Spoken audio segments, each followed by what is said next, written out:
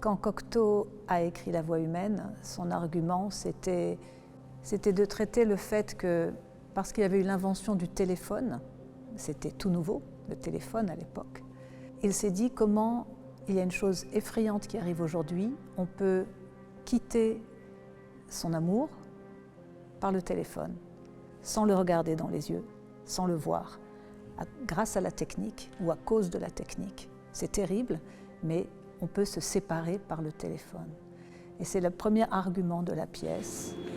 Allô?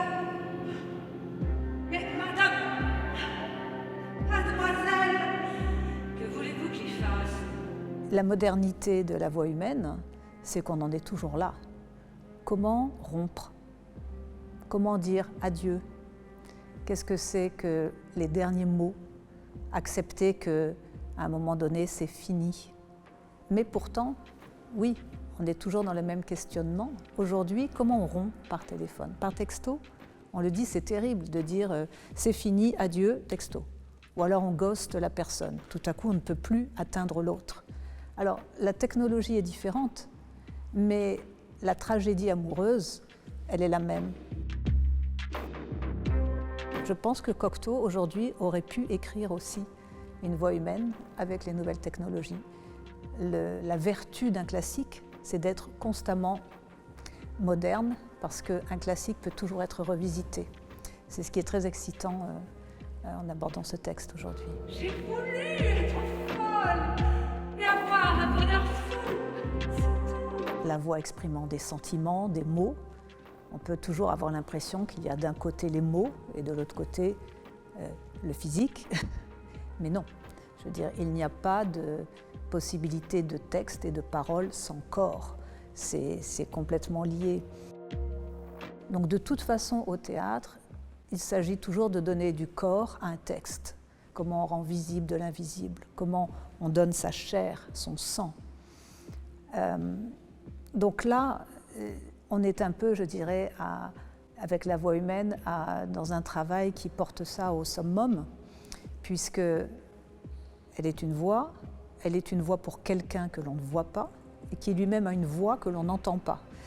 Donc cette femme, elle porte deux voix. Elle porte sa voix, et puis quand elle écoute l'homme, que le public n'entend pas, par son langage corporel, par ce qu'elle ressent, par son écoute, elle doit faire entendre les mots.